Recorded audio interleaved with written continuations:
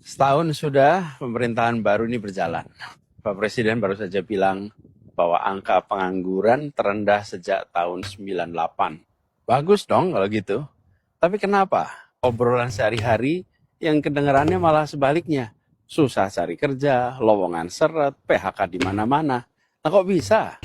Ya memang sebenarnya kita tidak bisa ya berhenti di satu angka saja. Di lapangan ceritanya jauh lebih kompleks. Misalnya nih, kalau kita mau lihat data lebih dalam lagi. Satu, pengangguran absolut itu justru naik. Jadi prosentasenya memang turun. Tapi jumlah orang nambah. Kan angkatan kerjanya membesar. Nah kita kejar-kejaran tuh di situ. Lalu kedua, kualitas kerjanya melemah. Maksudnya apa? Gini, pekerjaan yang sifatnya part-time jumlahnya nambah. Sementara yang full-time jumlahnya berkurang. Nah, banyak yang dihitung itu disebut sebagai bukan pengangguran, padahal mereka itu kerja part-time dengan jam kerja dan penghasilan yang amat tidak layak. Yang ketiga, mayoritas pekerja kita, 60-an% masih kerja informal. Kalau informal itu artinya apa? Upahnya cenderung rendah, tidak punya perlindungan sosial, tidak punya perlindungan hukum. Ini bener loh kata Pak Anies ini, kita harus nagih janji kampanyenya Prabowo Gibran. Karena berdasarkan pengalaman Pak Anies ini, jangan sampai janji kampanyenya gagal. Seperti DP rumah 0% kala itu ya. Mungkin waktu itu warga Jakarta nggak banyak yang nagih, nggak banyak yang berisik gitu ya. Tiap hari, mana nih rumah DP 0%-nya Pak Anies, mana rumah DP 0%-nya gitu ya. Jadi gagal waktu itu ceritanya rumah DP 0%. Jadi kan ini masih 4 tahun ya kan. Yuk bersama-sama mengawal menagih janji kampanyenya Prabowo Gibran. Jangan sampai seperti nasib rumah DP 0% yang gagal itu. Gitu maksudnya Pak Anies. Baik kok maksudnya Pak Anies ya kan Pak Anies? Mas Anies, saya harus tanya, apakah Anda menolak ini karena tawarannya cawapres? Tapi kalau tawaran capres mungkin saja akan berbeda? Tidak pernah ada tawaran capres. Tidak pernah ada Tidak tawaran pernah ada capres tawaran capres. dari Pak Prabowo. Ya. Tapi dari pihak-pihak lain ada beberapa tawaran capres ke Anda, Mas Betul. Anies. Dan pada semua saya katakan, saya tidak ingin menjadi bagian dari orang-orang yang mengkhianati Pak Prabowo. Saya sampaikan pada semua. Coba. Begitu Pilpres selesai, saya bertemu dengan Pak Prabowo. Dan saya sampaikan kepada Pak Prabowo, saya sampaikan pertama, mission accomplished. Tugas yang dititipkan kepada saya untuk di Jakarta dari PKS, dari Gerindra telah saya laksanakan dan alhamdulillah mission accomplished. That's report number one. Laporan nomor kedua, saya katakan Pak Prabowo, Gubernur Jakarta akan selalu dapat perhatian. Aneh kalau kita bilang, oh kaget dapat perhatian. Tidak, Gubernur Jakarta itu selalu dapat perhatian. Karena itu saya sampaikan kepada Pak Prabowo dari sekarang. Ini masih setahun yang lalu. Pak Prabowo, I will not intercept on your candidacy. Saya tidak akan memotong proses pencalonan Pak Prabowo dan proses kampanye Pak Prabowo. Dan komitmen itu saya pegang. Siapapun yang bertemu dengan saya, mendiskusikan soal ini, selalu saya katakan bahwa saya memiliki komitmen dengan Pak Prabowo. Tidak ada yang tahu kecuali saya dan Pak Prabowo. Tidak ada yang tahu. Yang lain dengar ceritanya aja. Jadi Mas Anies, Anda mengiyakan bahwa memang tawaran-tawaran maju itu berdatangan? Berdatangan, tapi saya selalu katakan pada semua, meskipun tidak ada saksi dalam pertemuan itu, tapi kata-kata saya diingat oleh Pak Prabowo dan diketahui tentu oleh banyak orang, bisa saya sampaikan kepada semua, saya pegang itu. Jadi, ketika ada yang datang mendiskusikan, saya sampaikan, selama ini ada Pak Prabowo, saya tidak mau memikirkan, Anies Baswedan mengkritik pemerintahan Bapak Prabowo ya mengenai bagi-bagi jabatan. Katanya saat ini di bangsa ini posisi diberikan kepada orang yang punya koneksi, bukan kepada orang yang punya prestasi. Dijawablah ya kan sama kadernya Partai Gerindra, Ahmad Riza Patria, apa dibilangnya? Yang masuk kabinet adalah putra terbaik bangsa. Berarti Anies Baswedan bukan putra terbaik bangsa dong. Karena apa? Karena gak masuk kabinet. Karena apa? Karena gak minat. Yang gak minat siapa? Bapak Prabowo.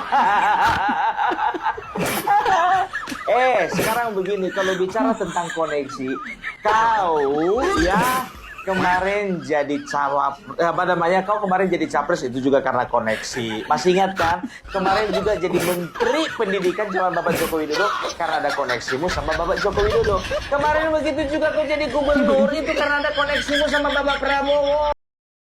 Ya ini lebih rame bro, masalah Anies sintir-sintir Prabowo ya, mengkritik Ini mengkritik masalah 1 tahun kerjanya Pak Prabowo.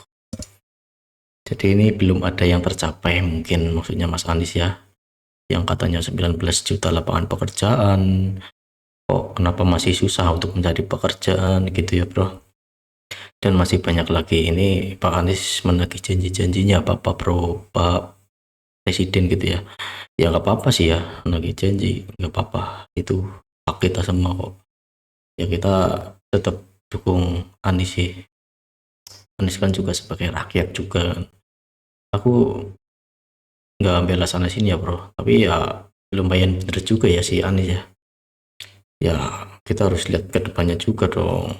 Katanya janjiin 19 lapangan pekerjaan, tapi mana masih sulit mencari pekerjaan. Anak-anak muda, anak-anak yang baru lulus sekolah itu kan masih sulit. Ya kita harus juga dukung. Tapi ya untuk Prabowo ya semangat lah ya. Kedepannya pikirkan rakyatnya lagi ya. Ya walaupun sedikit-sedikit sudah mulai ada apa? Ada gebrakan-gebrakan. Ya tetap saya dukung Prabowo juga. Saya nggak bela sana sini ya bro. Tapi ini demi kebaikan rakyat. Kalau ini bener ya dukung. Ini Anies bener juga sih mengkritik ya. Kita sebagai rakyat juga harus wajib mengkritik pemerintahan. Apalagi Pak Presiden itu nggak apa-apa. Menteri-menteri maupun yang lain itu nggak apa-apa. Oke lanjut. Coba lihat kelakuan si pengangguran berat ini, kawan-kawan. Perhatikan. Dia nyindir pemerintah, katanya bagi-bagi jabatan karena koneksi, bukan karena kompetensi, bukan karena prestasi. Itu komisaris yang di BUMD Jakarta sekarang, ya? Ada nggak orang titipan kau di situ? Hah? Perlu saya spill namanya? Pelan-pelan, ya. Dulu ketika kau jadi gubernur, orang-orang yang kau tunjuk, orang-orang kau bukan. Hah? Kau jadi menterinya Pak Jokowi, itu karena koneksi apa bukan? Kemudian dipecat. Yang waktu itu dipecat, reshuffle. Karena koneksi apa bukan? Waktu itu menjadi gubernur DKI Jakarta sebelumnya, diusung, itu karena koneksi atau bukan? Internet kita pun terhubung karena koneksi. Ini sudah menjadi hukum alam, Pak. Ya. Wow, Pak Anies tiba-tiba kritik pemerintahan Pak Prabowo. Apa sih tujuannya? Dengerin sampai habis, kita bongkar apa tujuan sebenarnya Pak Anies kritik pemerintah Prabowo. Jadi, dalam kritiknya kali ini nih, titik beratnya sebenarnya cuma pada 2 hal. Governance alias tata kelola, dan juga meritokrasi alias penempatan pejabat publik berbasis kompetensi. Governance itu apa sih? Governance itu tata kelola. Dan tata kelola yang baik alias good governance itu biasanya ada 5 unsur, yaitu transparansi, accountability, responsibility, independency, dan juga fairness. Nah, Pak Anies di kritiknya kali ini nih menitik beratkan pada transparansi dan accountability alias keterbukaan data. Kenapa data itu harus terbuka menurut Pak Anies? Karena kalau data terbuka, masyarakat bisa mengawasi dengan lebih akurat. Dan pemerintah juga komunikasinya lebih akurat juga kan. Intinya proses demokrasi itu jadi lebih efisien nih. Kita punya data-data yang rigid, nggak mengambang untuk sama-sama memberi masukan dan memperbaiki kekurangan-kekurangan yang ada sama ini. Itu bagian governance dan tata kelolanya. Bagian meritokrasi yang dikritik Pak Anies itu adalah bagian menempatkan orang tidak sesuai kompetensi. Ya, ketika Pak Anies nyindir pemerintahan Pak Prabowo soal jabatan yang katanya dapat dari koneksi, bukan dari kompetensi. Padahal kalau mau jujur, dulu beliau juga lahir dari sistem yang sama. Maju jadi gubernur DKI pun waktu itu bukan karena rakyat tiba-tiba serentak minta beliau maju, tapi karena koneksi politik dengan Pak Prabowo juga. Tanpa koneksi itu mungkin beliau masih sibuk seminar sana-sini ataupun nulis opini aja di kampus. Ironis aja, seseorang yang dulu diuntungkan oleh sistem koneksi sekarang justru sibuk menyalahkan sistem tersebut. Padahal koneksi bukan aib, semua orang paham dalam politik, koneksi dan kompetensi itu saling melengkapi. Nah, yang beda ada yang jujur mengakuinya dan ada yang pura-pura suci. Jadi sebelum nyindir orang lain, sebaiknya bercermin dulu biar ingat semua jabatan yang pernah disandang pun lahir dari sistem yang sama. Hari ini kita menyaksikan banyak kebijakan dibuat yang kita tidak tahu prosesnya. kita tidak tahu prosesnya. Tahu-tahu muncul sebagai kebijakan. Dan ini PR yang mendasar penting. Yang ketiga yang ingin saya sampaikan di sini adalah kembalikan meritokrasi di dalam pemerintahan dan kehidupan bernegara. Ya nggak tahu ya, ini ya Mas Anies Baswedan mungkin lagi nganggur atau apa ya, minta kerjaan mungkin ya. Ya mengkritik suatu jabatan-jabatan, nggak tahu lah, saya juga nggak tahu banget tentang politik.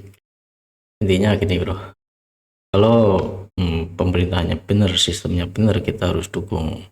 Itu aja sih bro, saya nggak dukung sana sini. Anies mungkin ada baiknya juga, tapi buat yang pembencinya pasti akan disalahin. Begitu juga dengan Pak Prabowo, walaupun sudah melakukan yang terbaik, mesti banyak juga yang nyinyirin gitu ya bro. Jadi intinya kita bisa menilai lah mana yang baik, mana yang buruk. Itu aja sih bro. Ya mungkin kalau masalah ini saya nggak paham. Kalau mungkin buat Pak Presiden ya, kritikan saya ini buat lapangan pekerjaan itu loh. Mana janjinya itu loh. Katanya 19 juta lapangan pekerjaan itu harus ditepati Pak Prabowo. Oke, mungkin gitu aja ya bro. Itu kritik dari saya. Assalamualaikum. Mohon maaf bila ada salah kata.